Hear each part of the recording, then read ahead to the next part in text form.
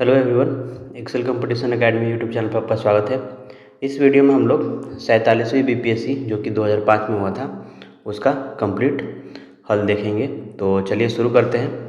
हमारा पहला प्रश्न है, अंग्रेजी शासनकाल में भारत का कौन सा क्षेत्र अफीम उत्पादन हेतु प्रसिद्ध था? तो इसका आंसर होगा ऑप्शन ए, बिहार। ब्रिटिश काल के दौरान बिहार, खास करके पटना और गया के आसपास का क्षेत्र उच्च गुणवत्ता वाली अफीम के उत्पादन का मुख्य केंद्र था। यहाँ से अफीम का व्यापार मुख्य रूप से चीन के साथ किया जाता था। नेक्स्ट है, 1855 में संथालों ने किस अंग्रेज कमांडर को हराया था? तो इसका आंसर क्या होगा? इसका आंसर होगा मेजर बारो। 1855 के संथाल विद्रोह के दौरान सिंधु और कान्हू के नेतृत्व में, इसका नेतृत्व किसने किया था? ये एग्जाम में पूछ देता है हमेशा। तो ये होगा सिंधु एवं कान्हू के नेतृत्व में संथालों ने भागलपुर के पास, कहाँ पर ये हुआ था? तो ये हुआ था भागलपुर के पास पीरपैंती के युद्ध में मेजर बारो की सेना को करारी शिकस्त दी थी। एक और चीज़ याद रखना है कि संथाल विद्रोह का मुख्य जो कारण था वो दामिनी कोह क्षेत्र में साहूकार और अंग्रेज द्वारा किया जा रहा शोषण था। इस विद्रोह के बाद संथाल परगना का गठन किया गया ताकि आदिवासियों की शिकायतों का निवारण किया जा सके। नेक्स्ट है, अंग्रेजी भारतीय सेना में चर्बी वाले कारतूसों से चलने वाली एनफील्ड राइफल कब शामिल की गई थी? तो इसका आंसर होगा ऑप्शन बी, दिसंबर 1856 को। पुरानी लोहे वाली बंदूक ब्राउन बेस के स्थान, पहले जो बंदूक यूज की जाती थी उसका नाम था ब्राउन बेस, उसके बाद आई रॉयल एनफील्ड। तो ब्राउन बेस के स्थान पर दिसंबर 1856 में नई एनफील्ड राइफल लाई गई, जिसमें गाय और सुअर की चर्बी वाले कारतूसों के इस्तेमाल की अफवाह ने 1857 की क्रांति की नींव रखी थी। मंगल पांडे ने 29 मार्च 1857 को बैरकपुर छावनी में इन कारतूसों के विरोध में विद्रोह किया था। कब किया था? 29 मार्च 1857 में मंगल पांडे ने इसका विद्रोह किया था। आधिकारिक तौर पर 1857 की जो क्रांति शुरू हुई थी वो हुई थी 10 मई 1857 को। कहाँ से? मेरठ से शुरू हुई थी। नेक्स्ट है, शारदा मणि कौन थी? तो ये होगा ऑप्शन बी, रामकृष्ण परमहंस की पत्नी थी ये। शारदा मणि देवी या शारदा माँ स्वामी रामकृष्ण परमहंस की आध्यात्मिक संगिनी और पत्नी थी। रामकृष्ण मिशन के अनुयायी उन्हें माता जी कहकर संबोधित करते थे। आपको ये भी याद रखना है कि स्वामी विवेकानंद रामकृष्ण परमहंस के ही शिष्य थे और शारदा देवी ने रामकृष्ण की मृत्यु के बाद मिशन के प्रचार प्रसार में महत्वपूर्ण भूमिका निभाई थी। नेक्स्ट है, 1899 से 1900 ईस्वी की मुंडा क्रांति का नेता कौन था? तो ऑप्शन होगा इसका सी, बिरसा मुंडा। इस विद्रोह को उलगुलान भी कहते हैं, उलगुलान विद्रोह या फिर महान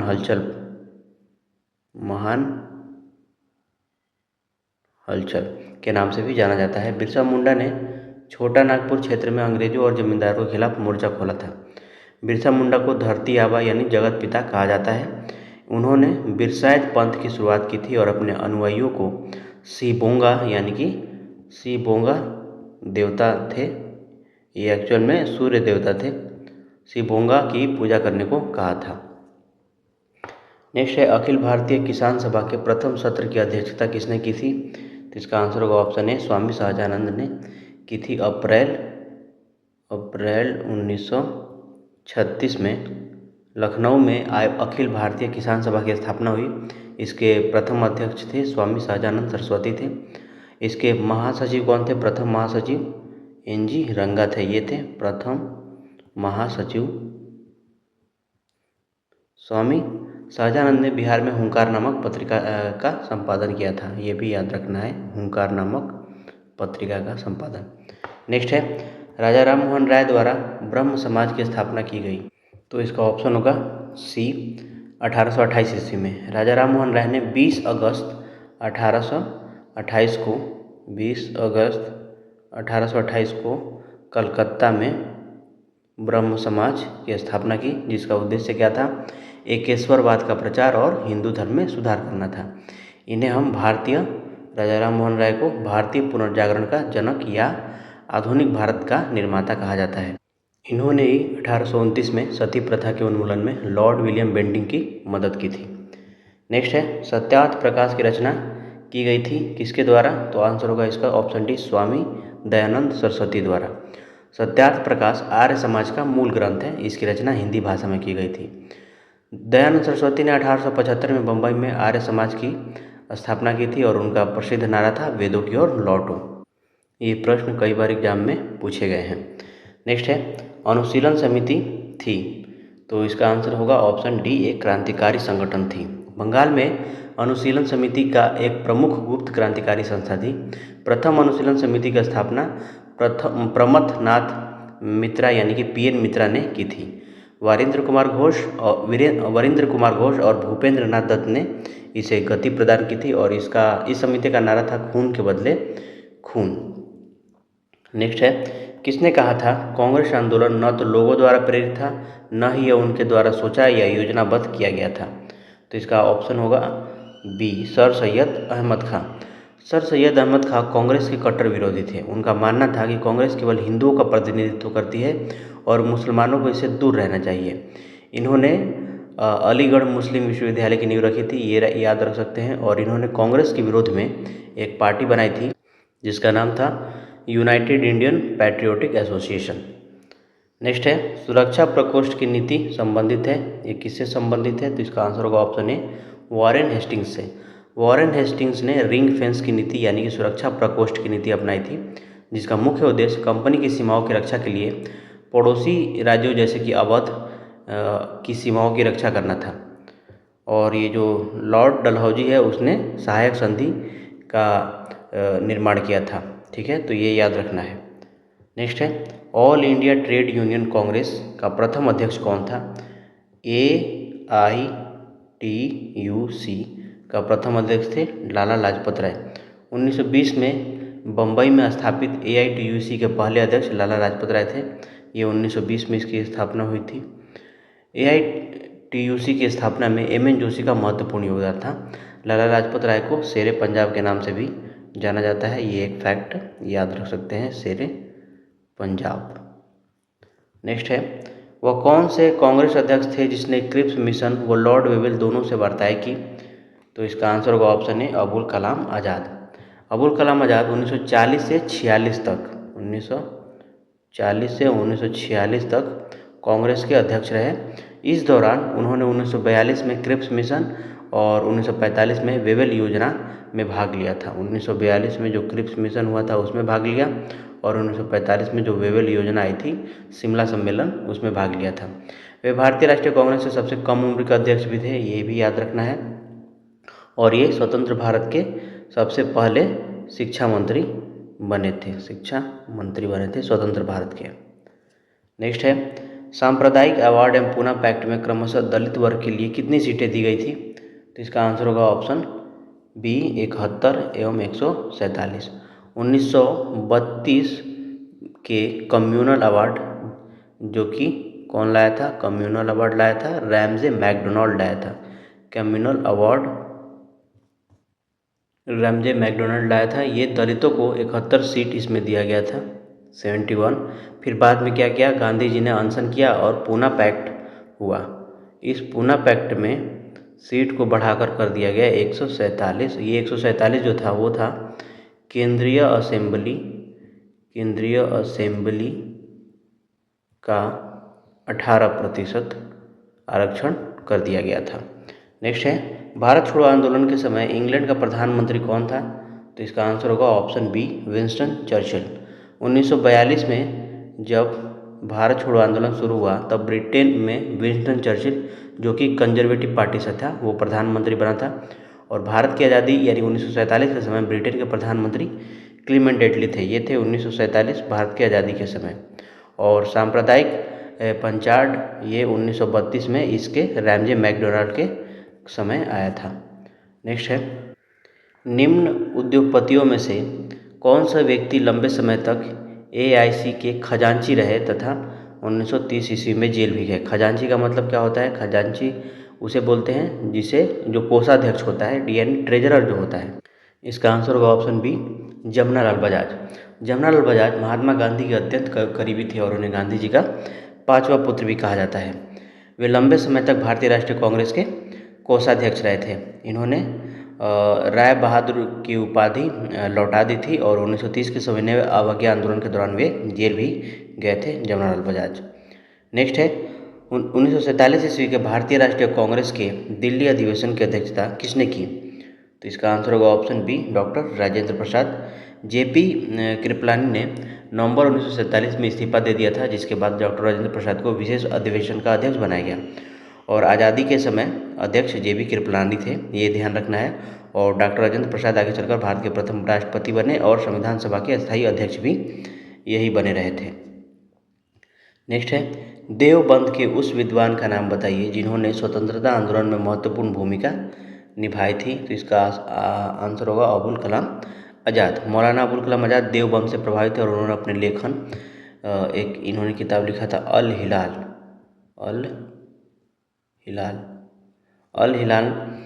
के माध्यम से मुस्लिम समाज को स्वतंत्रता आंदोलन से जोड़ा था। इन्होंने एक और पुस्तक लिखी थी इंडिया विंस फ्रीडम।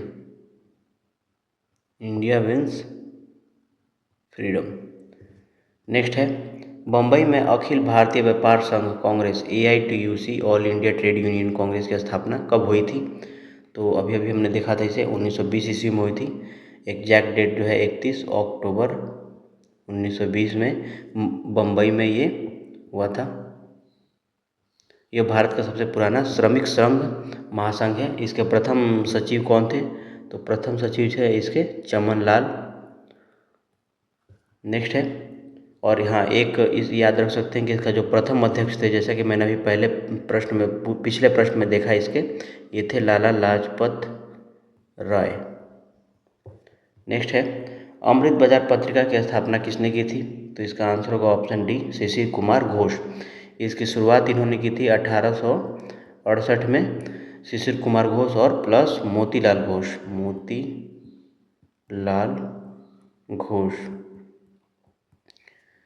यह पहले बंगाल में थी, फिर अंग्रेजी में छपने लगी थी। पहले ये बंगाली में थी, बाद में ये अंग्रेजी में छपने लगी थी। ये ऐसा क्यों हुआ था? क्योंकि जो 1878 में वर्नाक्युलर प्रेस एक्ट आया था, उससे बचने के लिए रातों रात बंगाली से अंग्रेजी भाषा में बदल गई थी अमृत बाजार पत्रिका। नेक्स्ट है गांधी इरविन समझौते के हस्ताक्षरित होने में किसने महत्वपूर्ण भूमिका निभाई? तो इसका आंसर होगा सी, तेज बहादुर सप्रू और MR जयकर के मध्यस्थ प्रयासों के कारण ही 5 मार्च 1931 को गांधी इरविन समझौता संभव हो सका।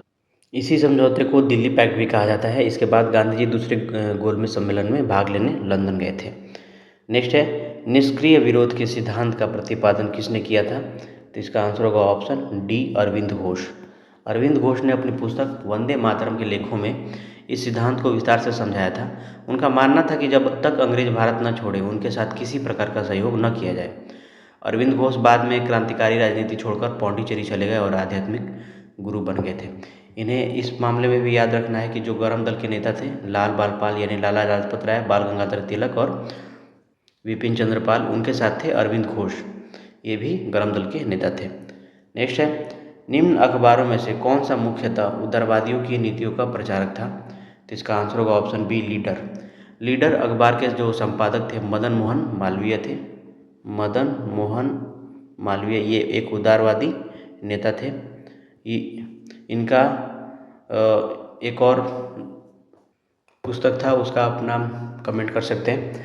यह उदारवादी विचारधारा के प्रमुख पात्र थे और ये इसको लिख लेते हैं मालवीय। न्यू इंडिया इसके जो लेखक थी ये थी एनी बेसेंट और यंग इंडिया इसके लेखक थे महात्मा गांधी।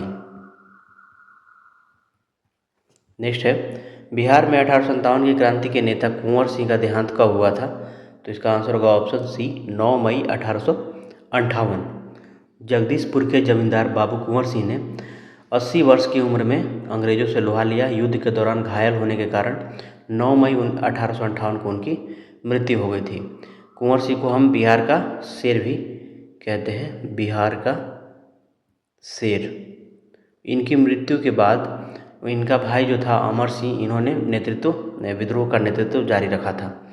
नेक्स्ट है बिहार के उस क्रांतिकारी का नाम बताइए जिसने सितंबर 1928 में हिंदुस्तानी सोशलिस्ट रिपब्लिकन आर्मी की बैठक में भाग लिया था। तो इसका आंसर होगा ऑप्शन ए फणींद्र नाथ घोष। दिल्ली के फिरोज शाह कोटला मैदान में हुई इस ऐतिहासिक बैठक में बिहार से फणींद्र नाथ घोष शामिल हुए थे और बाद में फणींद्र नाथ घोष सरकारी गवाह बन गए थे, जिसकी वजह से क्रांतिकारी बैकुंठ शुक्ल ने उनकी हत्या कर दी थी। ये फैक्ट याद रख सकते हैं आप।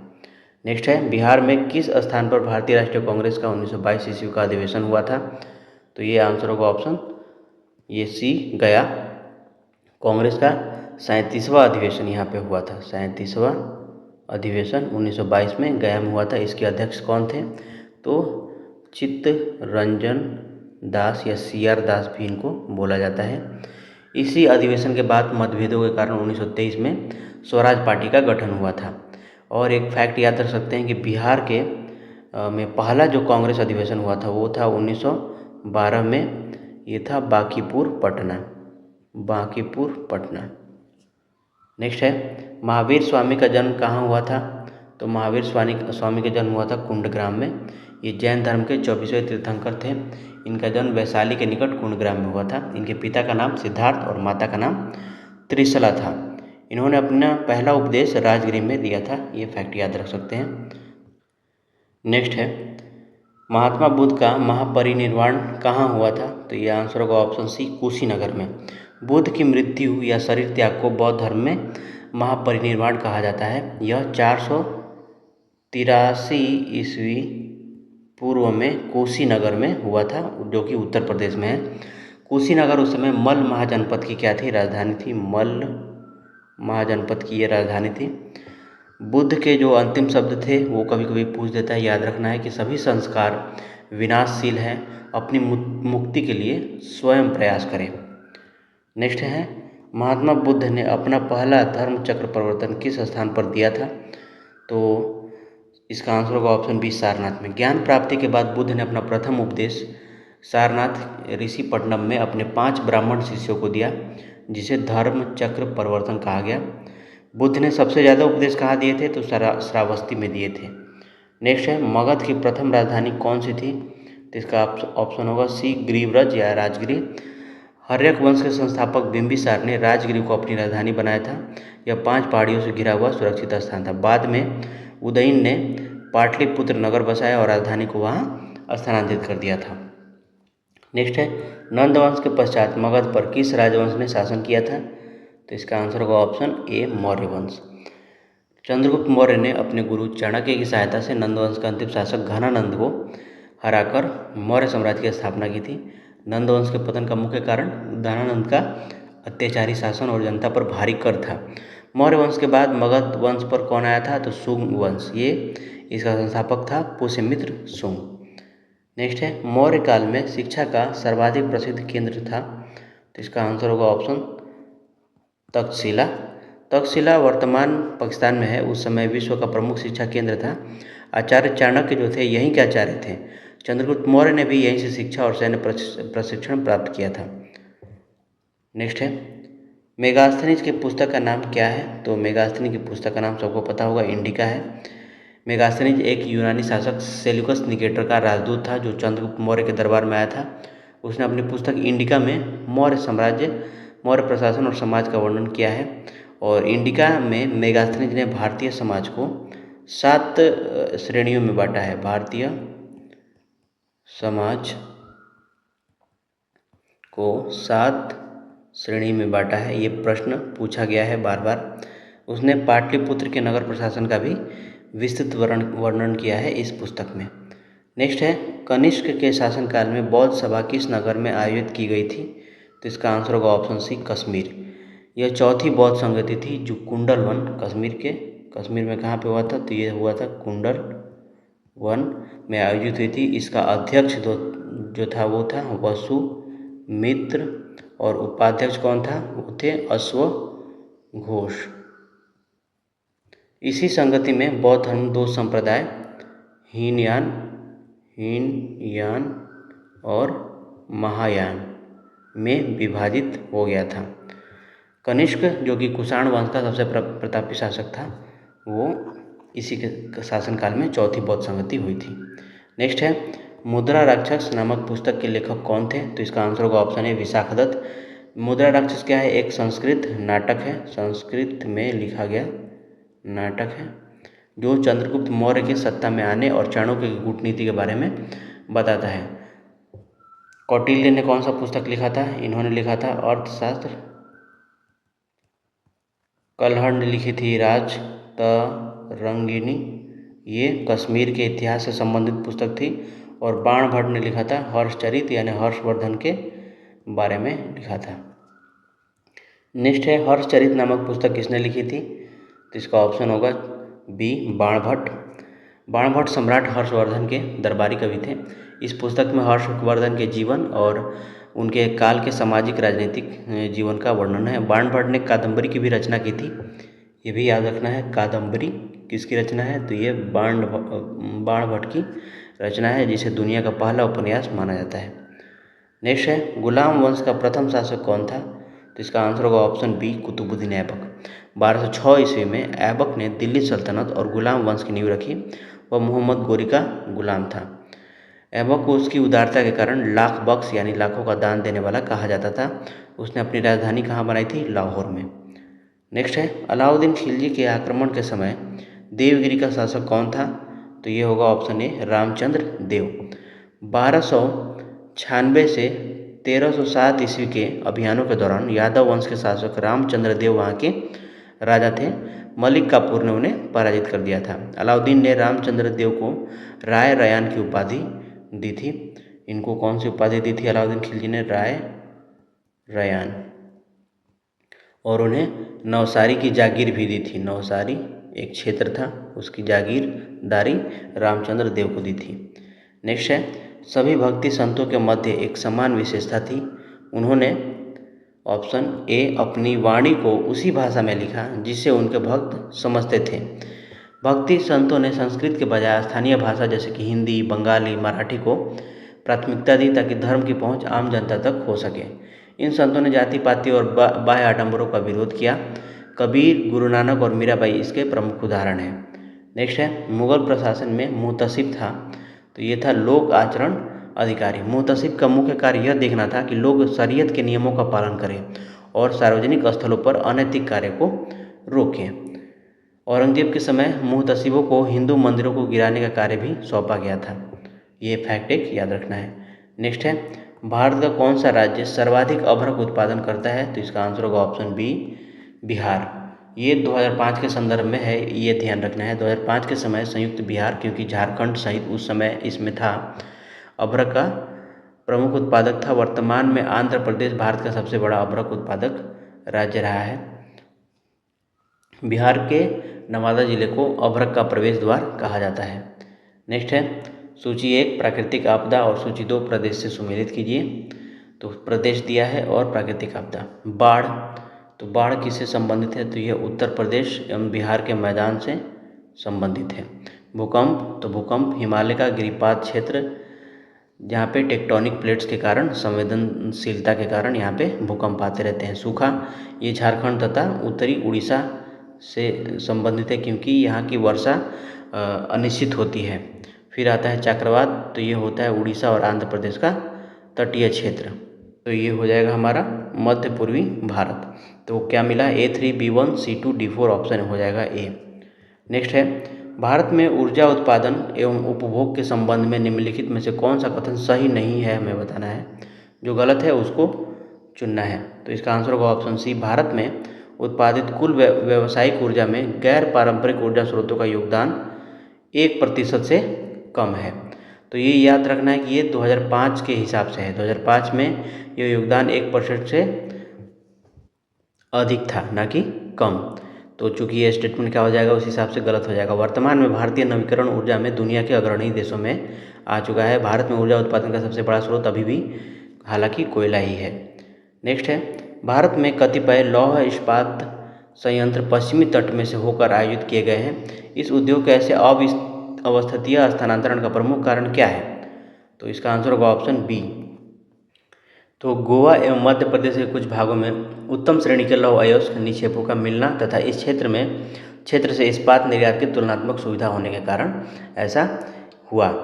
पश्चिमी तट पर विजयनगर और सलेम जैसे संयंत्रों को लौह अयस्क की उपलब्धता और बंदरगाहों के जरिए निर्यात में आसानी होती है। एक फैक्ट याद रखना है कि भारत का पहला आधुनिक लौह इस्पात कारखाना 1907 में जमशेदपुर कहाँ है, तो ये झारखंड में है, जमशेदपुर में टिस्को में स्थापित हुआ था। नेक्स्ट है, भारत में द्वितीय हरित क्रांति के संबंध में क्या सही है, तो देखिए ऑप्शन इसका होगा 2 और 4। इसका लक्ष्य हरित क्रांति से अब तक लाभान्वित न हो सकने वाले क्षेत्रों में बीज पानी उर्वरक तकनीक का विस्तार करना है। ये द्वितीय हरित क्रांति के बारे में पूछ रहा है। चौथा है, इसका लक्ष्य पशुपालन, सामाजिक वानिकी तथा मत्स्य पालन के साथ शस्योत्पादन का समाकलन करना है। ये ऑप्शन हो जाएगा 2 और 4, ऑप्शन सी। नेक्स्ट है, भारत की जनसंख्या विशेषताओं के संबंध में निम्नलिखित कथनों पर मनन कीजिए। तो देखिए, वर्ष 1991 से 2001 दशक में जनसंख्या की वृद्धि 21% की दर से हुई, तो ये क्या है, ये बिल्कुल सही है। वर्ष 1991 की अपेक्षा 2001 में पुरुष और महिला साक्षरता का अंतर बढ़ गया, तो ये गलत है। 1991 से 2001 के दशक में भारत की जनसंख्या वृद्धि दर लगभग 21.54% थी, तो ये तो सही हो गया था। वही 1991 की जनगणना ने अनुत्पादक उपभोक्ताओं में कमी का संकेत दिया था, तो ये भी हमारा क्या हो जाएगा, सही हो जाएगा। और तीसरा क्या है, गलत है। वर्ष 2001 की जनगणना के अनुसार देश में 35 ऐसे बड़े नगर जिसमें कुल नगरीय जनसंख्या के लगभग 48% जनसंख्या निवास करती है, तो ये गलत है, क्योंकि इसमें लगभग जो निवास करती थी वो इससे कम परसेंट था। और ये जो यहाँ पे दिया गया है पुरुष और महिला साक्षरता का अंतर, ये उस समय घटा था ना कि बढ़ा था। तो आंसर हो जाएगा 1 और 4, तो ऑप्शन हो जाएगा सी। भारत में भू आकारों की रचना के संबंध में निम्नलिखित कथनों पर मनन कीजिए। तो देखिए, पहला दिया है, संरचनात्मक दृष्टि से मेघालय पठार दक्कन पठार का ही विस्तारित भाग है, तो बिल्कुल ये सही है। मेघालय का पठार वास्तव में प्रायद्वीपीय पठार का ही हिस्सा है जो मालदा गैप द्वारा अलग होता है। दूसरा है, कश्मीर घाटी की रचना एक समअभिनति में हुई है, तो ये भी सही है। कश्मीर घाटी एक बड़ी समअभिनति यानी कि सिंक्लिनोरियम का हिस्सा है। तीसरा है, गंगा मैदान की रचना एक अग्रगर्त में हुई है, तो ये भी सही है। गंगा मैदान की रचना एक फोरडीप यानी अग्रगर्त में हुई है। चौथा है, हिमालय की उत्पत्ति भारतीय प्लेट, यूरोपीय प्लेट तथा चीनी प्लेट के त्रिकोणीय अभिसरण के फलस्वरूप हुई थी, तो ये गलत है। ये हिमालय की उत्पत्ति भारतीय प्लेट और यूरेशियन प्लेट के टकराव से हुई थी। चीनी प्लेट जैसा कोई अलग विभाजन इसे प्रमुख नहीं माना जाता है, तो यूरेशियन प्लेट याद रखना है। तो ऑप्शन क्या हो जाएगा, 1, 2 और 3, ऑप्शन ए। नेक्स्ट है, वर्ष 2004 के हिंद महासागरीय भूकंप तथा उसे परिणामित सुनामी के संबंध में निम्नलिखित में से कौन सा कथन सही नहीं है, हमें बताना है। इसका ऑप्शन होगा सी। वर्तमान अनुमानों के अनुसार भूकंप जनित सुनामी ने समुद्र में डूब गई अब अनगिनत लाशों के अतिरिक्त 50 लाख से अधिक लोगों को मौत के घाट उतारा था। तो देखिए, 26 दिसंबर 2004 को जो सुनामी आई थी उसमें लगभग 2.3 लाख से लेकर के 2.8 लाख लोगों की मृत्यु हुई थी, न कि 50 लाख के। तो ये तो स्टेटमेंट क्या है, हमारा गलत है और यही हमें ढूंढना था। नेक्स्ट है, सूची 1 रेल मार्ग है, सूची 2 जोड़ने वाले स्थान है, हमें इसका मिलान करना है। तो पहला दिया है हमें यूरोपीय ट्रांस कॉन्टिनेंटल, तो ये पेरिस से लेकर के वारसा तक जाता है। फ्रांस की राजधानी पेरिस और पोलैंड की राजधानी वारसा। उसके बाद है ट्रांस इंडियन रेल मार्ग, तो ट्रांस इंडियन रेल मार्ग है जो वो है ब्यूनस आयर्स से लेकर के वालपाराइजो तक, ब्यूनस आयर्स से लेकर के वालपाराइजो यानी अर्जेंटीना से लेकर के वालपाराइजो तक। ट्रांस साइबेरियन रेल मार्ग है, तो ये है लेनिनग्राद से लेकर व्लादिवोस्तोक तक, ये दुनिया का सबसे लंबा रेल मार्ग है, तो ये है लेनिनग्राद से व्लादिवोस्तोक तक। फिर है ओरिएंट एक्सप्रेस, ये पेरिस से इस्तांबुल तक का रेल मार्ग है, यानी इस्तांबुल कहाँ है, तुर्की में, पेरिस फ्रांस। तो हमारा ऑप्शन क्या हो जाएगा, ऑप्शन हो जाएगा A4, B3, C2, D1, option B. Next है, इजराइल की उभयनिष्ठ सीमाएं हैं, तो इसका आंसर क्या होगा, इसका आंसर होगा option A, Lebanon, Syria, Jordan तथा मिस्र के साथ। इजराइल उत्तर में लेबनान, उत्तर पूर्व में सीरिया, पूर्व में जॉर्डन और दक्षिण पश्चिम में मिस्र से घिरा हुआ है। इजराइल की पश्चिम सीमा में भूमध्य सागर से लगती है। नेक्स्ट है, 64,000 किलोमीटर लंबाई एवं 2,000 किलोमीटर से 24,000 किलोमीटर चौड़ाई वाला एक कटक उत्तरी एवं दक्षिणी अटलांटिक महासागरीय द्रोणी और फिर ऑस्ट्रेलिया तथा अंटार्कटिका के बीच से दक्षिणी प्रशांत महासागरीय द्रोणी में प्रवेश करता है। तो ये कौन सा कटक है? तो इसका आंसर होगा ऑप्शन डी, मध्य महासागरीय कटक यानी कि मिड ओशियानिक रिज। यह दुनिया की सबसे लंबी पर्वत श्रृंखला है जो महासागरों के नीचे फैली हुई है। यह प्लेट विवर्तन के कारण बनी है। नेक्स्ट है, भारत में जनसंख्या वृद्धि के इतिहास में कौन सा वर्ष महाविभाजन का वर्ष कहलाता है? तो इसका आंसर होगा ऑप्शन डी, सन 1921। ये प्रश्न बार बार पूछा गया है। तो 1911 से 1921 के दशक में भारत की जनसंख्या वृद्धि दर नकारात्मक रही थी, वो थी -0.31%। चूँकि इसके बाद जनसंख्या कभी नहीं घटी, इसलिए इसे महाविभाजन का वर्ष कहते हैं। इसका मुख्य कारण था उस समय फैला अकाल और स्पेनिश फ्लू जैसी महामारियाँ थी, जिसके कारण जितने लोग पैदा होते थे उससे ज़्यादा लोग मर जा रहे थे। नेक्स्ट है, निम्नलिखित प्रत्यक्ष करों में से किस कर से सरकार को अधिकतम राजस्व की प्राप्ति होती है? तो इसका आंसर होगा ऑप्शन ए, निगम कर यानी कॉरपोरेशन टैक्स। 2005 के समय कई वर्षों तक कॉरपोरेशन टैक्स यानी कंपनियों पर लगने वाला कर भारत सरकार की आय का सबसे बड़ा स्रोत रहा है। जो बजट था 2024-25 उसके अनुसार आयकर और जीएसटी का योगदान भी बहुत महत्वपूर्ण अब हो गया है। नेक्स्ट है, भारत में सबसे अधिक कॉफ़ी उत्पन्न करने वाला राज्य कौन सा है? तो इसका आंसर होगा ऑप्शन बी, कर्नाटक। भारत की लगभग 70% से अधिक कॉफ़ी अकेले कर्नाटक में पैदा होती है। यहाँ का जो कुर्ग क्षेत्र है वो फेमस है कॉफ़ी के लिए। भारत में मुख्य रूप से 2 प्रकार की कॉफ़ी होती है, एक होती है अरेबिका और दूसरा रोबस्टा। नेक्स्ट है, राष्ट्रीय कृषि और ग्रामीण विकास बैंक नाबार्ड की स्थापना पंचवर्षीय योजना की अवधि में की गई। किस पंचवर्षीय योजना में की गई? इसका आंसर होगा ऑप्शन सी, छठी। नाबार्ड की स्थापना 12 जुलाई 1982 को हुई थी। कब हुई थी नाबार्ड की? 12 जुलाई 1982 को। ये याद रखना है, कभी कभी पूछ देता है। उस समय छठी पंचवर्षीय योजना 1980 से लेकर के 1985 चल रही थी। इसकी स्थापना किसकी सिफारिश पर हुई थी? तो शिवरमन समिति के सिफारिश पर हुई थी, शिवरमन समिति।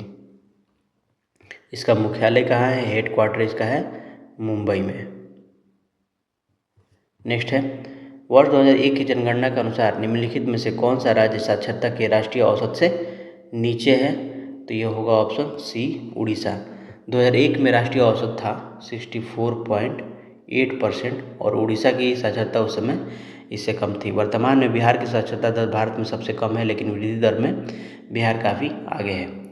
नेक्स्ट है, जैसे जैसे अर्थव्यवस्था विकसित होती है राष्ट्रीय आय में तृतीय क्षेत्र का अंश, इसका आंसर होगा, बढ़ता जाता है। विकसित अर्थव्यवस्था की पहचान ही यही है कि वहाँ कृषि का योगदान घटता है और सेवाओं का योगदान बढ़ता है।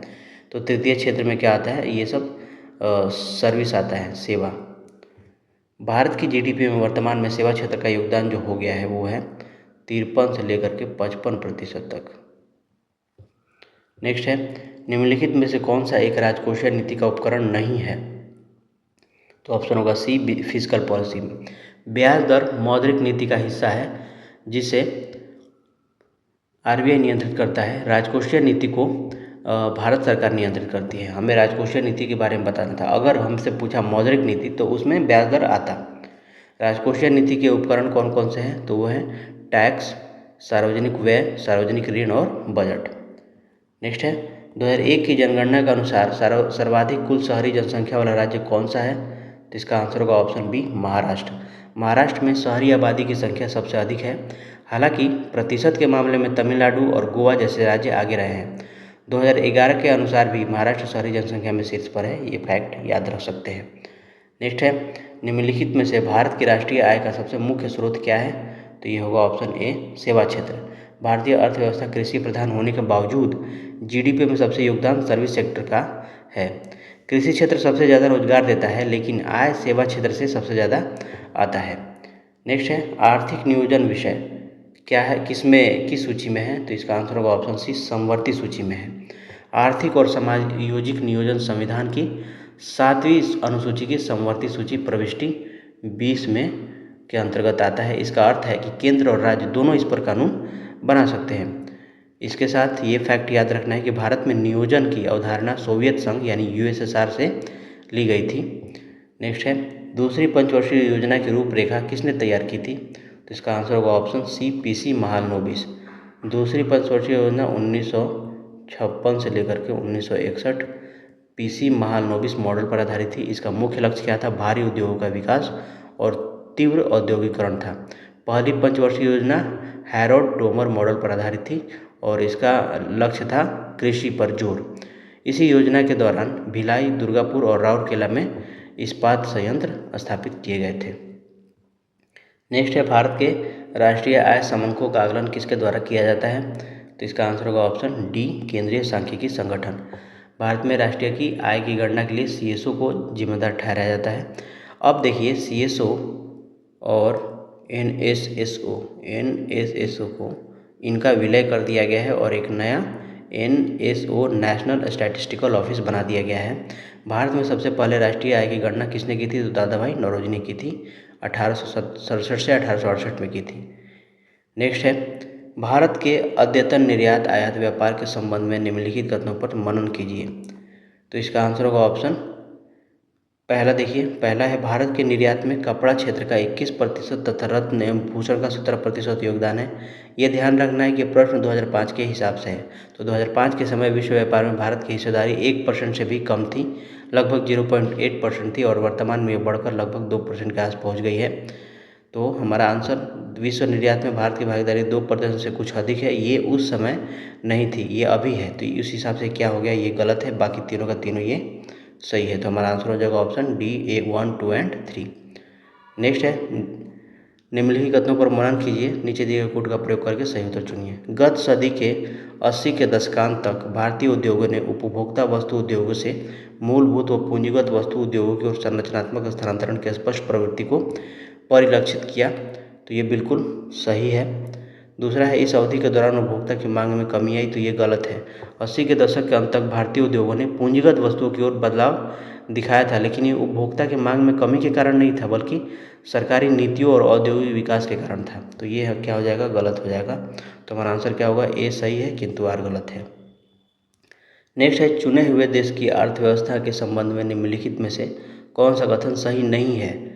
तो इसका आंसर होगा ऑप्शन ए, संयुक्त राज्य अमेरिका विश्व की 50% से अधिक मक्का पैदा करता है, किंतु निर्यात विश्व के निर्यात का मात्र 3% ही करता है। तो ये गलत है। अमेरिका दुनिया का सबसे बड़ा मक्का उत्पादक है और इसका बड़ा हिस्सा यानी लगभग 30 से 40% निर्यात करता है। तो ये जो 3% आंकड़ा दिया है ये गलत है। नेक्स्ट है, भारत के आर्थिक सुधार के जनक किसे कहा जाता है? तो आंसर होगा option C, doctor Manmohan Singh. 1991 में जब एलपीजी रिफॉर्म्स आया था, लिक्विड पेट्रोलियम गैस नहीं, इसका मतलब है लिबरलाइजेशन, प्राइवेटाइजेशन एंड ग्लोबलाइजेशन। ये जब नीति अपनाई तब डॉक्टर मनमोहन सिंह वित्त मंत्री थे। उन्होंने आर्थिक उदारीकरण का अग्रदूत माना गया। उस समय पीवी नरसिम्हा राव भारत के प्रधानमंत्री थे। तो ये उस समय क्या थे? पीएम थे। नेक्स्ट है, निम्नलिखित में से किस संविधान संशोधन अधिनियम को लघु संविधान कहा गया? तो ये तो सबको पता होगा। आंसर होगा ऑप्शन ए, 42वां संविधान संशोधन 1976 में इंदिरा गांधी सरकार द्वारा किए गए इस संशोधन के जरिए संविधान में व्यापक बदलाव किए गए थे। इसी संशोधन के तहत प्रस्तावना में समाजवादी, पंथ निरपेक्ष और अखंडता शब्द जोड़े गए थे।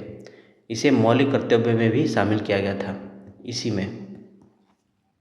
नेक्स्ट है, जम्मू एवं कश्मीर के राज्यपाल की नियुक्ति कौन करता है? तो इसका आंसर होगा ऑप्शन डी, भारत का राष्ट्रपति। तो किसी भी राज्य के राज्यपाल की नियुक्ति राष्ट्रपति द्वारा की जाती है। ये प्रश्न 2005 के हिसाब से है। अभी जम्मू कश्मीर एक केंद्र शासित प्रदेश है, तो जहाँ राष्ट्रपति उपराज्यपाल की नियुक्ति करते हैं, राज्यपाल की नहीं। नेक्स्ट, योजना आयोग की स्थापना कब हुई थी? तो इसका आंसर होगा ऑप्शन बी, 15 मार्च 1950। यह एक गैर संवैधानिक और परामर्शदात्री संस्था थी। प्रधानमंत्री इसके पदेन अध्यक्ष होते थे। फिर 1 जनवरी 2015 को इसे समाप्त कर दिया गया और इसके जगह पर नीति आयोग आया, national institution for transforming India. Next है, राज्यसभा में राष्ट्रपति द्वारा कितने सदस्य मनोनीत किए जाते हैं? तो इसका आंसर होगा ऑप्शन सी, 12। अनुच्छेद 80 के तहत राष्ट्रपति कला, साहित्य, विज्ञान और समाज सेवा के क्षेत्र से 12 सदस्यों को राज्यसभा के लिए मनोनीत करते हैं। नेक्स्ट है, भारत में पंचायती राज व्यवस्था सर्वप्रथम राजस्थान और किस राज्य में प्रारंभ की गई? तो इसका आंसर होगा ऑप्शन डी, आंध्र प्रदेश। सबसे पहले 2 अक्टूबर 1959 को राजस्थान के नागौर जिले में और उसके तुरंत बाद 11 अक्टूबर 1959 को आंध्र प्रदेश के शादनगर में इसे लागू किया गया। आंध्र प्रदेश के शादनगर में लागू किया गया कब? 11 अक्टूबर 1959 को। और राजस्थान में कब लागू किया गया? नागौर जिले में 2 अक्टूबर 1959 को।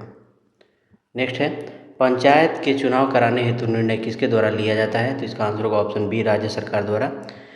चूँकि पंचायत राज्य सूची का विषय है, इसलिए चुनाव कराने का निर्णय राज्य सरकार लेती है, जबकि चुनाव संपन्न कराने की जिम्मेदारी जो है वो राज्य चुनाव आयोग की होती है।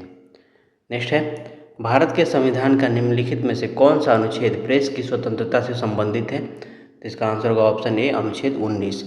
अनुच्छेद 19(1)(a) वाक और अभिव्यक्ति की स्वतंत्रता के अंतर्गत ही प्रेस की स्वतंत्रता निहित मानी गई है। नेक्स्ट है, जिस समिति की सिफारिश पर भारत में पंचायती राज की स्थापना की गई उसका अध्यक्ष कौन था? तो इसका आंसर होगा ऑप्शन सी, बलवंत राय मेहता समिति। 1957 में इस समिति ने त्रिस्तरीय पंचायती राज व्यवस्था का सुझाव दिया था, ग्राम पंचायत, पंचायत समिति और जिला परिषद। अशोक मेहता समिति जो कि 1977 में आई थी, इन्होंने द्विस्तरीय मॉडल का सुझाव दिया था। नेक्स्ट है, लोकसभा में राज्यवार सीटों का आवंटन सन 1971 की जनगणना पर आधारित है। ये निर्धारण किस वर्ष तक यथायथ रहेगा? तो इसका आंसर होगा ऑप्शन बी, 2026 तक। 84वें संविधान संशोधन 2001 के अनुसार, कौन सा? 84वें संविधान संशोधन 2001 के अनुसार यह निश्चित किया गया कि लोकसभा और विधानसभा की सीटों की कुल संख्या में वर्ष 2026 तक कोई बदलाव नहीं किया जाएगा। यह 1971 की जनगणना को ही आधार मानता है। सीटों के पुनर्निर्धारण के लिए परिसीमन आयोग का गठन किया जाता है। तो ये अभी वर्तमान में चर्चा का विषय है, तो आप ये प्रश्न याद रख सकते हैं। नेक्स्ट है, निम्नलिखित में से कौन सा विषय समवर्ती सूची में है? तो इसका आंसर होगा ऑप्शन बी, शिक्षा। मूल संविधान में शिक्षा राज्य सूची का विषय था, लेकिन 42वें संविधान संशोधन अधिनियम 1976 के द्वारा इसे समवर्ती सूची में शामिल कर दिया गया। कृषि और पुलिस ये जो है ये राज्य सूची के विषय हैं, और रक्षा जो है ये संघ सूची का विषय है। नेक्स्ट है, निम्नलिखित में से किसको संविधान द्वारा मौलिक अधिकारों को लागू करने की शक्ति दी गई है? तो इसका आंसर होगा ऑप्शन डी, सर्वोच्च न्यायालय एवं उच्च न्यायालय को। अनुच्छेद 32 के तहत सुप्रीम कोर्ट और अनुच्छेद 226 के तहत हाई कोर्ट रिट जारी करने यानी अध्यादेश जारी करने और मौलिक अधिकारों की रक्षा करने की शक्ति प्राप्त है। अनुच्छेद 32 को डॉक्टर अंबेडकर ने ही संविधान की हृदय और आत्मा कहा था। नेक्स्ट है, भारत का राष्ट्रपति किसके द्वारा हटाया जा सकता है? तो इसका आंसर होगा ऑप्शन बी, संसद द्वारा। संविधान के अनुच्छेद 61 में दी गई महाभियोग की प्रक्रिया द्वारा राष्ट्रपति को हटाया जा सकता है। यह प्रस्ताव संसद के किसी भी सदन में लाया जा सकता है। महाभियोग का आधार केवल संविधान का अतिक्रमण होना चाहिए, और एक चीज़ इसमें यह है कि प्रस्ताव लाने के लिए 14 दिन पूर्व लिखित नोटिस देना अनिवार्य है। 14 दिन पहले राष्ट्रपति को बताना होगा कि हम आपके खिलाफ महाभियोग लाने वाले हैं। नेक्स्ट है, भारत का प्रधानमंत्री मुख्य है, तो ये है मुख्य केंद्रीय सरकार का।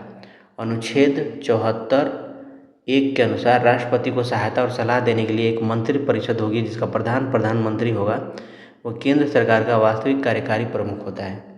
नेक्स्ट है, नौकरशाही के कार्य है, ये होगा ऑप्शन डी, उपरोक्त सभी। नौकरशाही का मुख्य कार्य सरकार की नीतियों को जमीन पर लागू करना, दैनिक प्रशासन चलाना और मंत्रियों को नीति निर्माण के लिए आवश्यक डेटा और सलाह प्रदान करना है।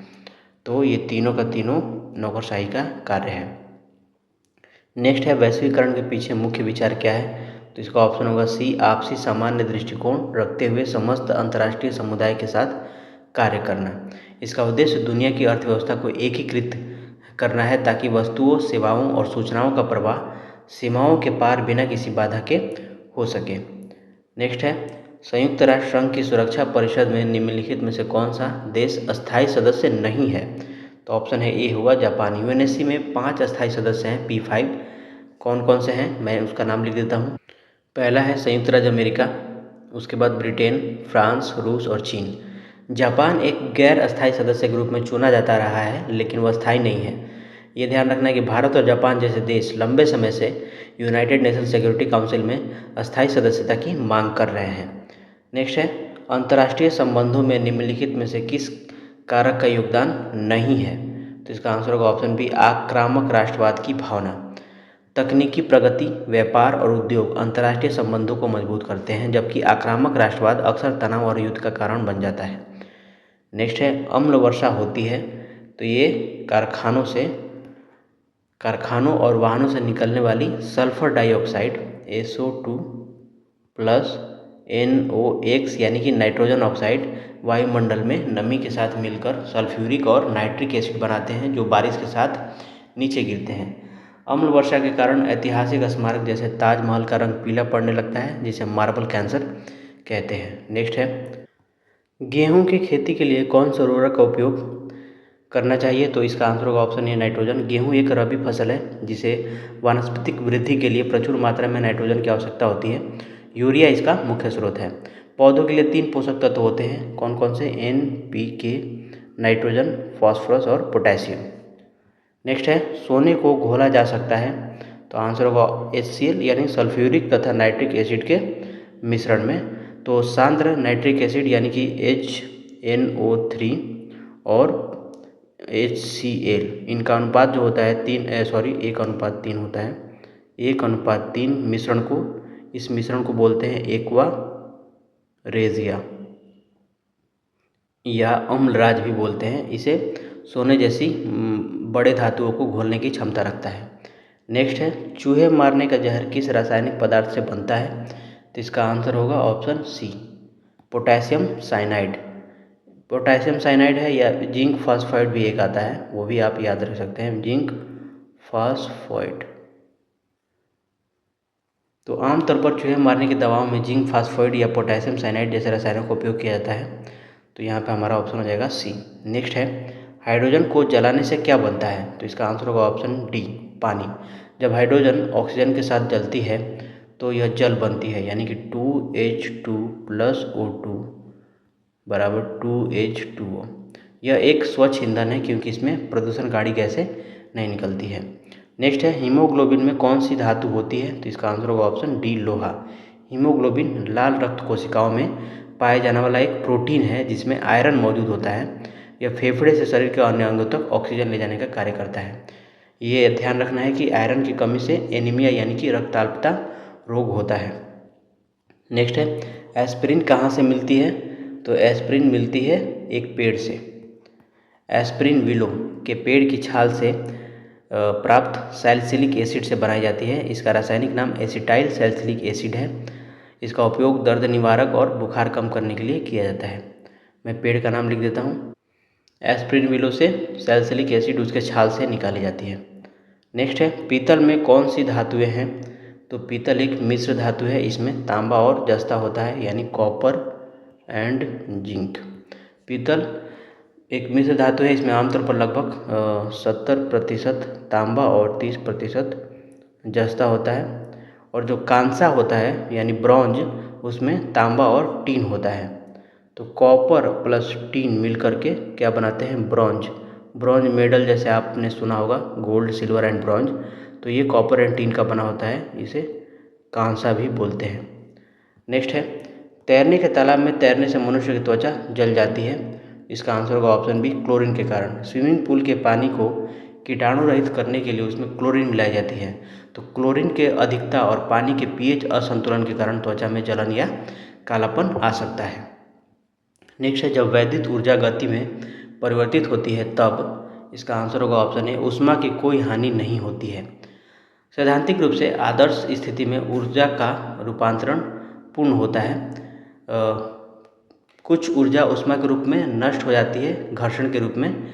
तो यहाँ पे हालांकि कुछ होती है, चूँकि यहाँ पे 50, 30, 80 दिया है, इतना हानि नहीं होता है, थोड़ा सा होता है, लगभग कुछ परसेंटेज, 2, 5 या 10%। तो ऑप्शन हो जाएगा हमारा है ए। नेक्स्ट है, शक्कर के किण्वन से क्या बनता है? तो इसका आंसर होगा option A, ethyl alcohol. East की उपस्थिति में शक्कर यानी ग्लूकोज या सुक्रोज का अपघटन होकर इथाइल अल्कोहल यानी कि C2H5OH बनता और कार्बन डाइऑक्साइड बनती है। शराब बनाने की प्रक्रिया इसी सिद्धांत पर आधारित है। विद्युत उत्पन्न करने के लिए कौन सी धातु का उपयोग होता है? तो तो इसका आंसर होगा ऑप्शन ए यूरेनियम। परमाणु बिजली घरों में यूरेनियम का उपयोग ईंधन के रूप में किया जाता है, जहाँ नाभिकीय विखंडन से बिजली बनती है। नेक्स्ट है लोलक की कालावधि क्या होती है, तो ये लंबाई के ऊपर निर्भर करती है। देखिए सरल लोलक का जो आवर्तकाल होता है टी, वो होता है 2π√L/g। यहाँ लोलक की लंबाई L है। ये क्या है, लोलक यानी पेंडुलम की लंबाई है, और जी क्या है, ग्रेविटी है। तो आवर्तकाल द्रव्यमान पर निर्भर नहीं करता है, तो ये भी गलत हो जाएगा। समय के ऊपर नहीं, तापमान के ऊपर नहीं, तो हमारा क्या होगा, लंबाई। नेक्स्ट है चुंबकीय सुई किस तरह संकेत करती है, तो ये हमारा हमेशा उत्तर की तरफ संकेत करती है। पृथ्वी खुद एक विशाल चुंबक की तरह व्यवहार करती है, इसलिए स्वतंत्र रूप से लटकी हुई चुंबकीय सुई हमेशा उत्तर दक्षिण दिशा में रुकती है।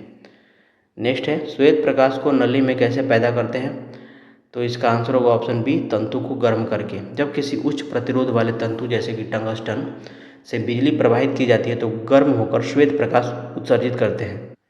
नेक्स्ट है महासागर में ऊंची जल तरंगें कैसे उत्पन्न होती है, तो इसका आंसर होगा ऑप्शन डी चंद्रमा से। चंद्रमा की गुरुत्वाकर्षण शक्ति के कारण समुद्र के जलस्तर में उतार चढ़ाव होता है, जिसे ज्वार भाटा कहते हैं। नेक्स्ट है कमरे को ठंडा किया जा सकता है, तो इसका आंसर होगा ऑप्शन बी संपीड़ित गैस को छोड़ने से।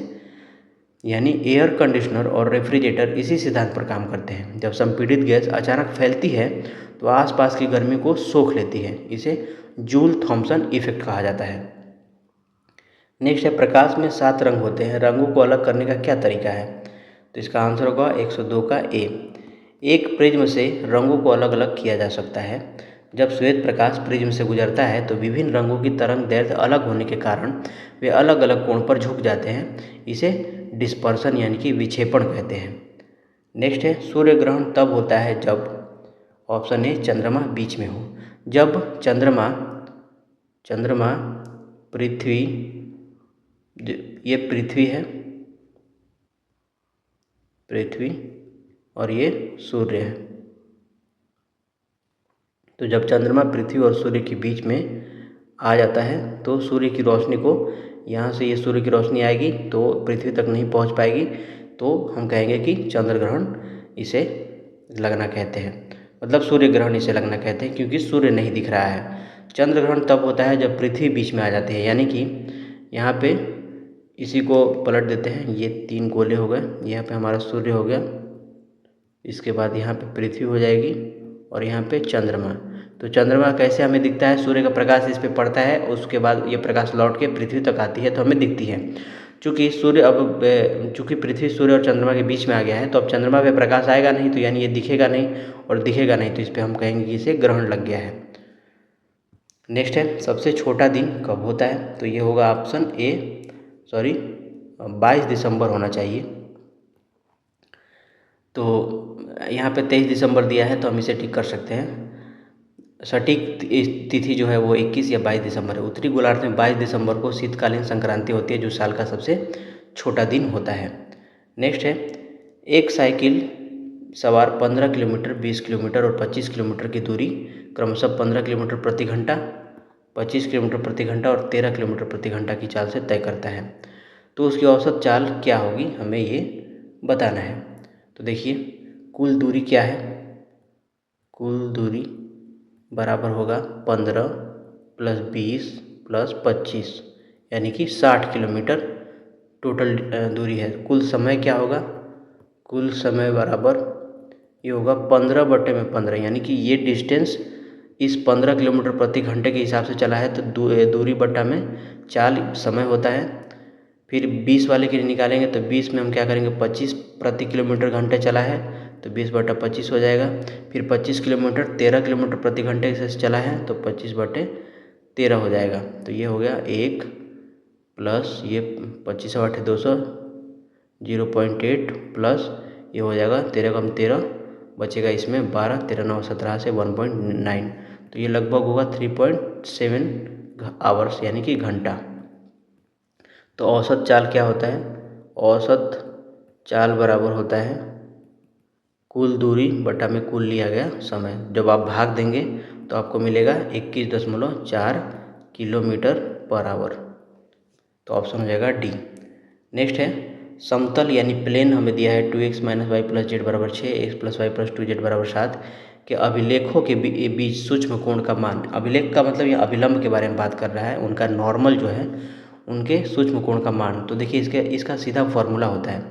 हम सबसे पहले क्या करते हैं, a1x plus b1y plus c1z बराबर d1 और a2x plus b2y plus c2z बराबर d2।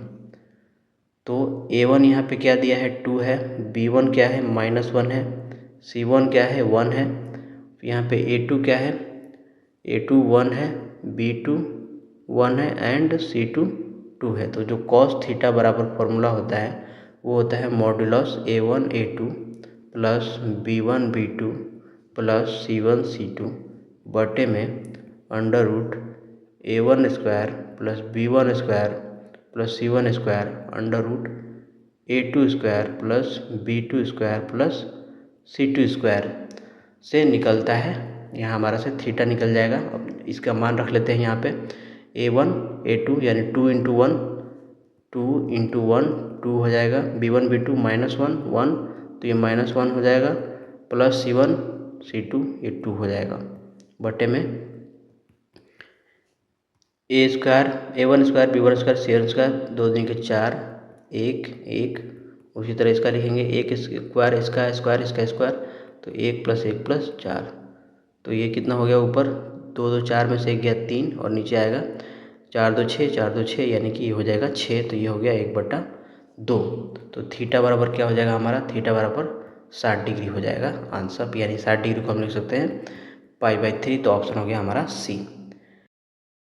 किसी वस्तु का मांग फलन दिया है x बराबर 1/3 इंटू 24 माइनस 2p, जहाँ x मांग की गई इकाई की संख्या है तथा p प्रति इकाई मूल्य व्यक्त करते हैं। तो p का मान जो आय को अधिकतम बनाए हुआ है, तो आय बराबर यहाँ पे आय मान लेते हैं r है, तो ये क्या होगा p इंटू x होगा। ठीक है, तो फलन में हम क्या करेंगे, मान रखने पर ये एक द्विघात समीकरण बनेगा और फिर इसको हम क्या करेंगे, डिफ्रेंशिएट करेंगे। तो देखिए यहाँ पे x बराबर क्या दिया है हमें, यहाँ पे x का मान ये दिया है, तो r बराबर क्या हो जाएगा p into 1/3 into 24 minus 2p। इसको सिंप्लीफाई कर देते हैं तो ये हो जाएगा 8p 3 8 24 तो 8p हो जाएगा और ये माइनस 2p स्क्वायर बाई 3 हो जाएगा। ये हमारा r निकल गया है। ये क्या है, आय है।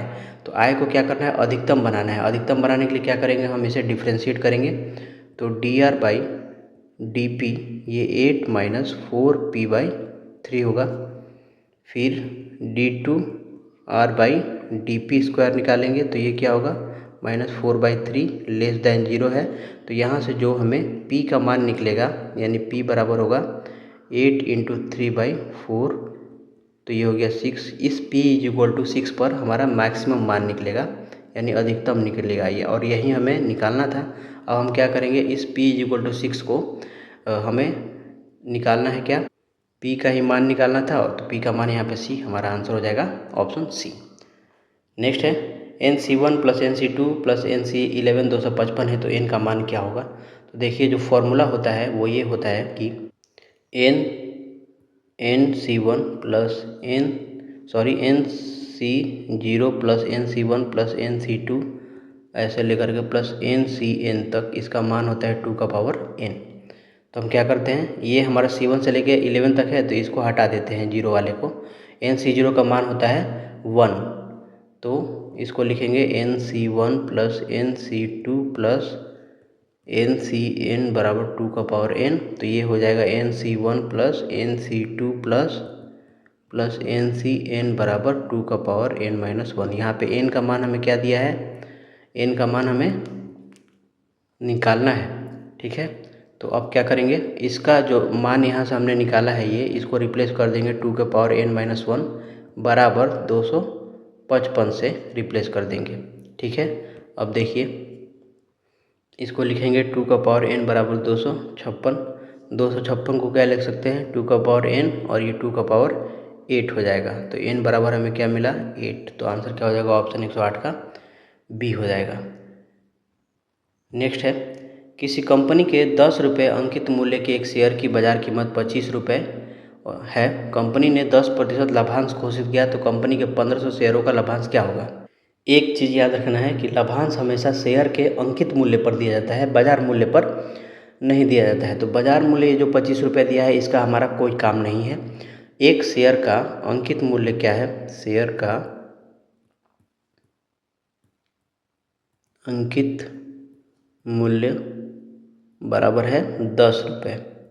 तो 1500 शेयर का अंकित मूल्य कितना हो जाएगा, 1500 गुने 10 यानी कि 15,000 रुपये। अब देखिए लाभांश का दर क्या दिया है, लाभांश का जो दर दिया है ये दिया है 10%। तो कुल लाभांश कितना होगा हमारा, कुल लाभांश बराबर ये होगा 15,000 गुने 10/100 बराबर 1500 रुपये हमारा हो जाएगा कुल लाभांश। तो ऑप्शन हो गया हमारा डी। नेक्स्ट है, स्वास्थ्य विभाग को 20% लोग एक विशेष रोग से पीड़ित हैं। स्वास्थ्य विभाग के 20% लोग एक विशेष रोग से पीड़ित हैं। इस बड़े समूह के 5 चुने गए लोगों में से 2 को विशेष रोग होने की प्रायिकता क्या होगी। तो देखिए ये बाइनोमियल डिस्ट्रीब्यूशन का सवाल है।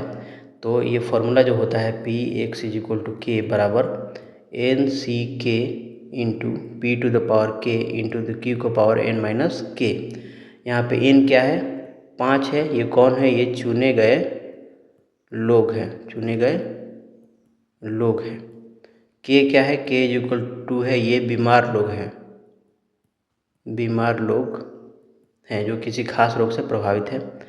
और P क्या है, P 20% है, यानी कि 20% का मतलब 0.2। ये क्या है, बीमार होने की प्रायिकता है, बीमार होने की प्रायिकता।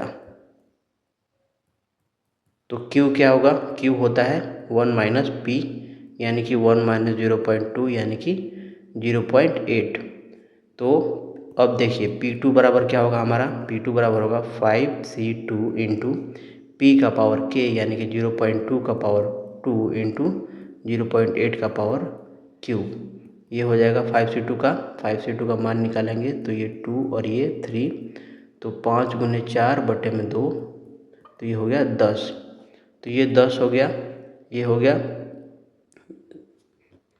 0.2 को हम 1/5 लिख सकते हैं, तो ये 1/25 हो जाएगा, गुने 0.8 को लिख सकते हैं 4/5, तो ये 4/5 गुने 4/5 गुने 4/5 हो जाएगा।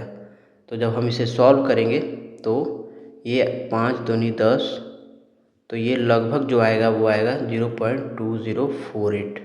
तो हमारा आंसर हो जाएगा ऑप्शन सी। नेक्स्ट है, प्रतिबंध हो 5x + 2y <= 100, x + y <= 60, x > 0, y > 0 के अंतर्गत z बराबर 50x + 15y का हमें मान निकालना है। तो देखिए, तो इसको लिखते हैं पहले 5x + y बराबर दिया है 100, और एक इक्वेशन है हमारे पास x + y बराबर 60। इन दोनों का कटान बिंदु निकालेंगे तो क्या होगा, ये होगा 4x, मैंने माइनस कर दिया है इसमें से, तो 4x बराबर 40, तो x बराबर हो गया 10। जब x मान 10 रखेंगे यहाँ पे तो y का मान आएगा 50, यानी कि 10 और 50 पे ये दोनों लाइन कट कर रहे हैं।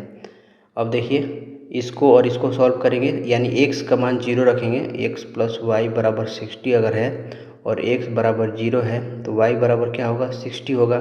तो 0 और 60 यहाँ से मिल गया। फिर इसको हल करेंगे तो क्या मिलेगा हमें, x + y बराबर 60 एंड y बराबर 0 है, तो x मिल जाएगा 60, y 0। फिर इसको और इसको हल करते हैं तो ये होगा 5x + y बराबर 100 और x बराबर 0, तो x 0 रखेंगे तो y हो जाएगा 100, तो ये हो गया 0 एंड 100। उसी तरह 5x + y बराबर 100 और सॉल्व करेंगे y बराबर 0 को, तो ये मिलेगा हमें, y अगर 0 रखेंगे तो x मिलेगा 20 और 0। ठीक है, हमें 4 पॉइंट मिले, 1 2 3 4 5।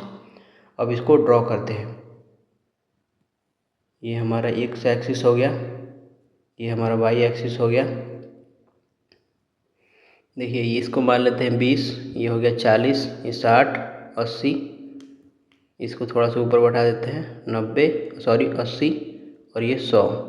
ये 100 हो जाएगा, ये 80, ये 60, 40, 20, यहाँ पे कहीं 50 आएगा।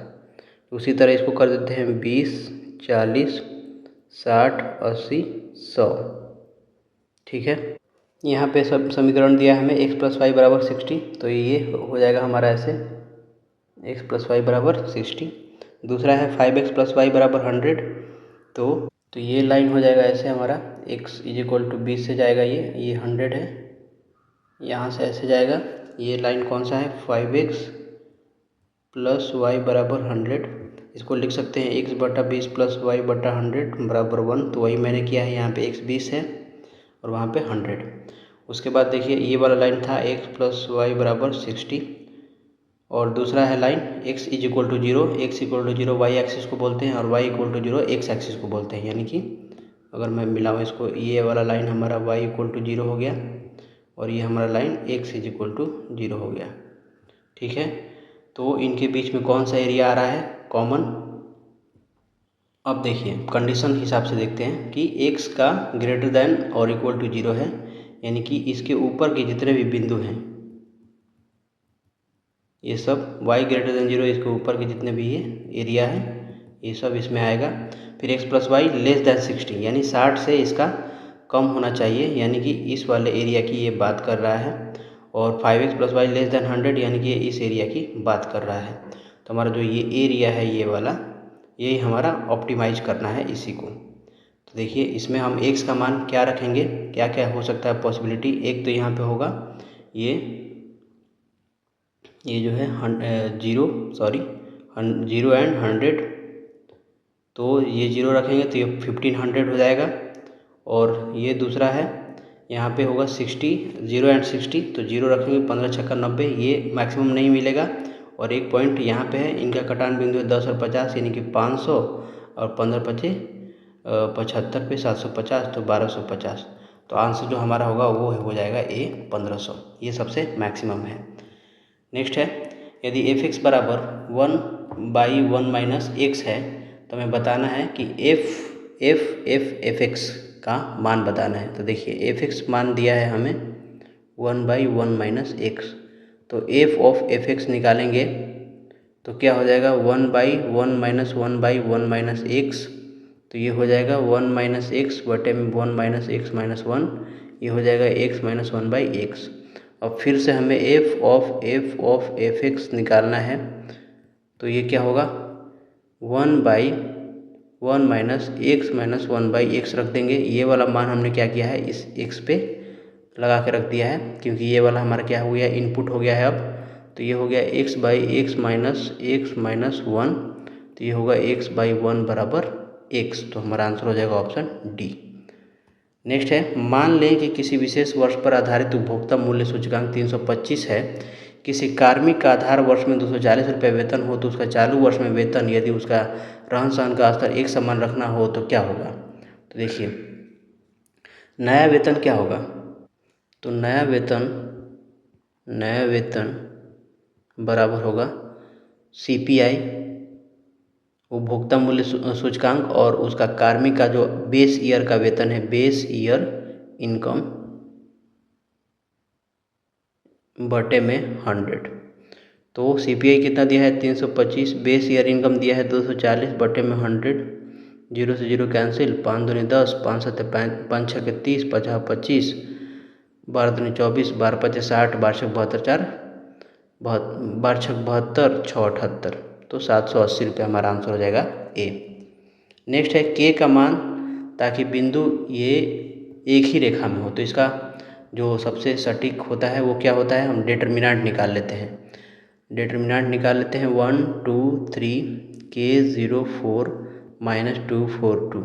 इसको निकालने का एक सिंपल तरीका मैंने बताया था अपने पिछले वीडियो में, कि इसको लिखते हैं, इसको यहाँ से इसको डेल्टा पहले मान लेते हैं। ये डेल्टा बराबर क्या हो जाएगा,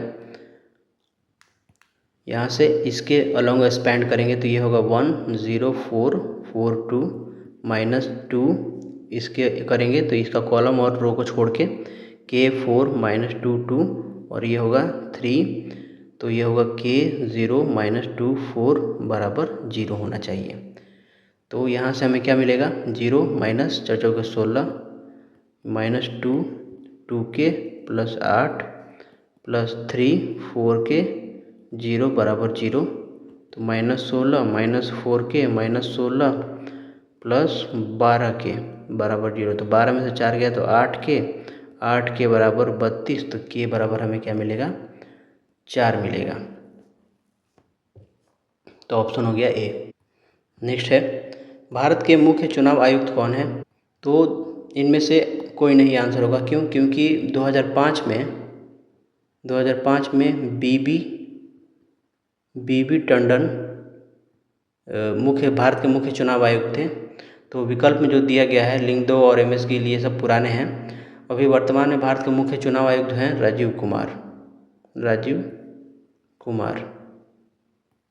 नेक्स्ट है, फरवरी 2005 को राज्य विधानमंडल के चुनाव हुए कितने चरणों में? तो उपयुक्त में से कोई नहीं, क्योंकि ये चुनाव 3 चरणों में हुआ था। यहाँ पे 3 नहीं दिया है। नेक्स्ट है, लोकसभा के अध्यक्ष हैं। तो लोकसभा का अध्यक्ष कौन है? तो इसका आंसर होगा ऑप्शन बी, सोमनाथ चटर्जी। वर्तमान में ओम बिरला है। नेक्स्ट है, भारत के वित्त मंत्री, ये 2005 के हिसाब से पूछ रहा है, तो कौन थे? तो वो थे पी चिदम्बरम यूपीए सरकार के वित्त मंत्री थे, 2013 तक ये थे।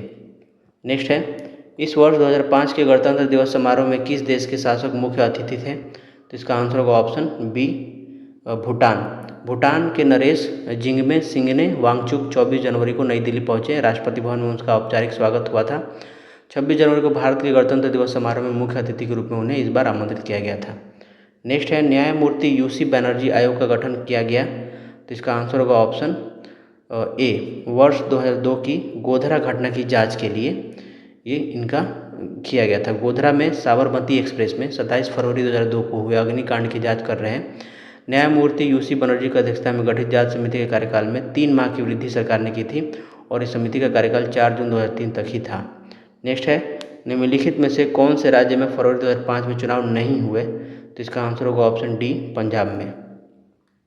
पंजाब में ये चुनाव नहीं हुए। नेक्स्ट है, अक्टूबर 2003 में जो आसियान की दूसरी बैठक हुई, इसमें भारत का प्रतिनिधित्व किसने किया था? तो इसका आंसर होगा प्रधानमंत्री ने। 5 अक्टूबर 2003 में इंडो एशियन शिखर बैठक में भाग लेने के लिए प्रधानमंत्री अटल बिहारी वाजपेयी 7 दिन की यात्रा पर इंडोनेशिया और थाईलैंड रवाना हुए थे।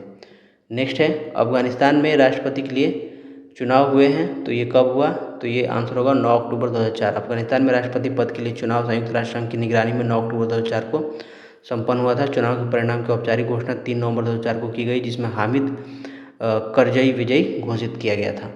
नेक्स्ट है, नानावती आयोग नियुक्त किया गया था, तो वो इसका आंसर होगा ऑप्शन, देखिए वर्ष 1984 में तत्कालीन प्रधानमंत्री श्रीमती इंदिरा गांधी की हत्या के पश्चात संपूर्ण देश में सिख विरोधी दंगा हुआ था। इस दंगे की जांच के लिए पहले रंगनाथ मिश्र आयोग का गठन हुआ था। बाद में एनडीए की सरकार ने 8 मई 2000 को नानावती आयोग का गठन किया।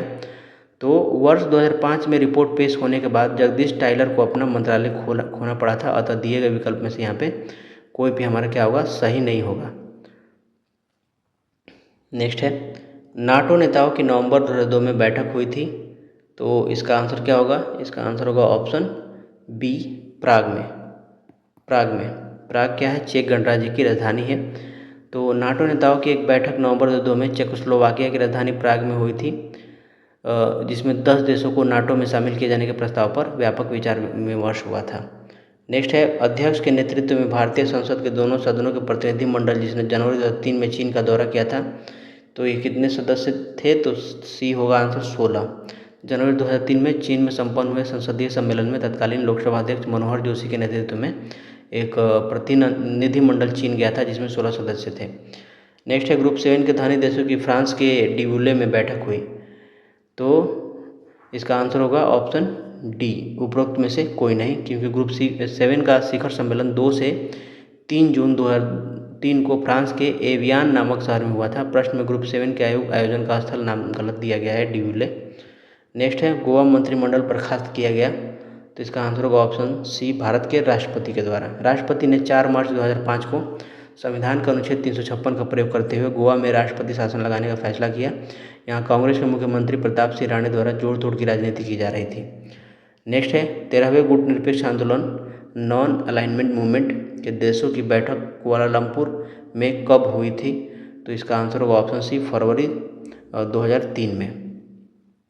फरवरी 2003 में गुटनिरपेक्ष आंदोलन के देशों की बैठक 13वीं कुआलालंपुर में हुई थी। इसमें भारत प्रतिनिधित्व तत्कालीन प्रधानमंत्री उस समय थे अटल बिहारी वाजपेयी ने किया था।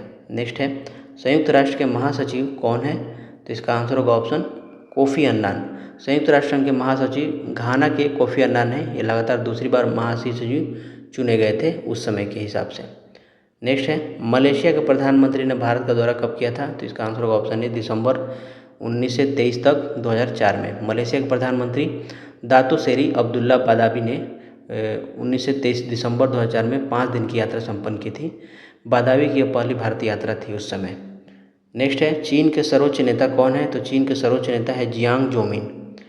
चीन में कम्युनिस्ट सरकार है। जिस नेता का सरकार और सेना पर नियंत्रण होता है वही सर्वोच्च होता है। तो 13 मार्च 2005 को सेंट्रल मिलिट्री कमीशन के अध्यक्ष पद पर हू जियंतान की नियुक्ति हुई और उनके पास पहले से ही राष्ट्रपति का पद है, अतः वे चीन के सर्वोच्च नेता है। अभी तो शी जिनपिंग है। नेक्स्ट है, फिलिस्तीन नेता है। तो इसका आंसर होगा ऑप्शन बी, महमूद अब्बास। फिलिस्तीन नेता मासर अराफात की मृत्यु के बाद महमूद अब्बास को फिलिस्तीन लिबरेशन संगठन का नया नेता नियुक्त किया गया है। नेक्स्ट है, नेपाल नरेश ने आपातकालीन स्थिति की घोषणा कब की थी? तो ये होगा 1 फरवरी 2005 में। उस समय नेपाल नरेश ज्ञानेंद्र ने प्रधानमंत्री शेर बहादुर देउबा सरकार को माओवादियों के साथ शांति बहाल करने में विफल घोषित कर 1 फरवरी 2005 को बर्खास्त कर दिया और देश में आपातकाल की घोषणा कर दी। नेक्स्ट है, इंडो यूरोपियन सम्मेलन जो नवंबर 2004 में हुआ उसमें भारत का प्रतिनिधित्व किसने किया था? तो इसका आंसर होगा 135 का सी, प्रधानमंत्री ने किया था। यूरोपीय संघ के साथ भारत की 5वीं शिखर वार्ता 8 नवंबर 2004 को हेग में संपन्न हुई थी, जो कि नीदरलैंड की राजधानी है, जिसमें भारत का प्रधानमंत्री डॉक्टर मनमोहन सिंह ने किया था। फरवरी 2005 के चुनाव में किस राज्य का चुनाव आयोग के साथ मतगणना की तिथि को लेकर झगड़ा हुआ था? तो ये होगा ऑप्शन डी, इनमें से कोई नहीं। फरवरी 2005 के विधानसभा चुनाव में मतगणना को लेकर हरियाणा सरकार और निर्वाचन आयोग के बीच मतभेद उत्पन्न हुआ था। निर्वाचन आयोग ने हरियाणा की विधानसभा के मतों की गिनती 27 मार्च घोषित कर दी थी, जो अन्य 2 राज्यों बिहार और झारखंड से अलग थी। नेक्स्ट है, झारखंड के राज्यपाल हैं। तो ये 2005 के हिसाब से है, तो उस समय थे सैयद सिब्ते रजी। झारखंड के राज्यपाल सैयद सिब्ते रजी थे। उन्होंने झारखंड मुक्ति मोर्चा के नेतृत्व में शिबू सोरेन को अल्पमत में होते हुए भी मुख्यमंत्री पद की शपथ दिलवा दी, जिसके बाद ये काफ़ी चर्चा में रहे थे। नेक्स्ट है, बिहार के कुल श्रम शक्ति में कृषि श्रमिकों का अनुपात क्या है? तो इसका आंसर होगा ऑप्शन बी, 48.18% बिहार की कुल श्रम शक्ति का अनुपात, जिसमें 37.21% कृषि श्रमिक एवं 9.58% सीमांत श्रमिक हैं। नेक्स्ट है, 1 जनवरी 2003 को बिहार में कोयले का भंडार था मिलियन टन में, तो कितना था ये था 160 मिलियन टन। नेक्स्ट है, वर्ष 2002 के अनुसार बिहार में जन्म दर प्रति हज़ार क्या है? तो इसका आंसर होगा ऑप्शन 140 का बी, 30.9। नेक्स्ट है, सन 2001 की जनगणना रिपोर्ट के अनुसार किस राज्य में साक्षरता की दर सबसे कम है? तो इसका आंसर होगा ऑप्शन सी, बिहार। बिहार की साक्षरता जनगणना 2001 तथा 2011 के अनुसार क्रमशः 47%, 2001 में कितनी थी 47% और 2011 में 63.82% है, जो भारत के सभी राज्यों से न्यूनतम है। भारत में चालू मूल्यों पर प्रति व्यक्ति न्यूनतम आय वाला राज्य कौन है? न्यूनतम आय वाला तो बिहार है। बिहार में प्रति व्यक्ति आय वर्ष 2011 से 12 में 20,069 रुपये है, जो सभी राज्यों में सबसे कम है। अखिल भारतीय औसत जो है वो है 54,835 रुपये। सबसे अधिक प्रति व्यक्ति आय गोवा की है। नेक्स्ट है, निम्नलिखित में से कौन से समूह की नदियाँ बिहार और उत्तर प्रदेश के बीच की सीमा रेखा बनाती है? तो इसका आंसर क्या होगा? इसका आंसर होगा ऑप्शन सी, करमनाशा, गंडक और घाघरा। करमनाशा नदी का उद्गम स्थल विंध्याचल की पहाड़ियाँ रही हैं। यह चौसा के पास गंगा में मिलती है। गंडक नदी का उद्गम स्थल मानगरमार यानी कुतांग तिब्बत नेपाल रहा है। यहाँ पटना के पास गंगा में मिलती है। और सरयू या घाघरा नदी का उद्गम नामपा श्रेणी नेपाल रहा है, जो छपरा के पास गंगा में मिलती है। ये सभी नदियाँ यूपी एवं बिहार के बीच सीमा बनाती है। नेक्स्ट है, बिहार की लगभग 55% जनसंख्या परम निर्धनता में रहती है, क्योंकि? तो इसका आंसर क्या होगा? इसका आंसर होगा ऑप्शन ए, 1 और 2, यानी कि बिहार के पास प्राकृतिक संसाधन वर्तमान एवं संभाव्य दोनों का अभाव है और भारत में बिहार की सकल प्रजनन दर तीव्रतम है। तो ऑप्शन हो जाएगा ए। नेक्स्ट है, बिहार में सिंचाई के संबंध में निम्नलिखित में से कौन सा कथन सही नहीं है? तो इसका आंसर होगा ऑप्शन बी। बिहार के कुल सिंचित क्षेत्रफल का लगभग 30% नहर तथा 39% नलकूप द्वारा सिंचित है। तो ये गलत है, क्योंकि बिहार के कुल सिंचित भूमि का 37.1% भाग नहरों से सिंचित किया जाता है, जबकि लगभग 30% भाग की सिंचाई नलकूपों से की जाती है। नेक्स्ट है, वर्ष 2001 की जनगणना के अनुसार निम्नलिखित में से बिहार के जिलों का कौन सा समूह जनसंख्या घनत्व का सही आरोही क्रम दर्शाता है? तो इसका आंसर होगा ऑप्शन, इसका चारों ऑप्शन गलत है। देखिए, जनगणना 2001 और यहाँ पे लिख लेते हैं 2011। एक था दरभंगा, दूसरा सारण, तीसरा सिवान और चौथा है समस्तीपुर। तो 2001 में यहाँ पे घनत्व 1446 था, ये 1230, ये 1223 और 1169। 2011 में 1721, 1495, 1493 और ये 1465। तो दरभंगा, सारण, सिवान, समस्तीपुर। तो दरभंगा, सारण, सिवान, समस्तीपुर, ऐसा इस क्रम में कोई भी नहीं है, तो ऑप्शन इसमें से कोई नहीं होगा। नेक्स्ट है, सूची 1 राष्ट्रीय राजमार्ग के लक्षण और राष्ट्रीय राज्य की संख्या से सुमिलित कीजिए। तो देखिए इसका आंसर क्या होगा। पहला, राष्ट्रीय राजमार्ग संख्या 12, तो ये होगा बिहार में सर्वाधिक लंबाई वाला राष्ट्रीय राजमार्ग। फिर राष्ट्रीय राजमार्ग संख्या 87, तो ये होगा बिहार से गुजरने वाली राष्ट्रीय राजमार्ग। फिर तीसरा है राष्ट्रीय राजमार्ग संख्या 2, तो ये होगा प्रस्तावित राष्ट्रीय राजमार्ग जो बिहार के लिए नहीं है। और राष्ट्रीय राजमार्ग संख्या 31, तो इसका इसका होगा 2, राष्ट्रीय राजमार्ग जो बिहार से नहीं गुजरती है। तो बिहार से गुजरने वाला राष्ट्रीय राजमार्ग संख्या 2 है, जो कोलकाता से दिल्ली तक जाता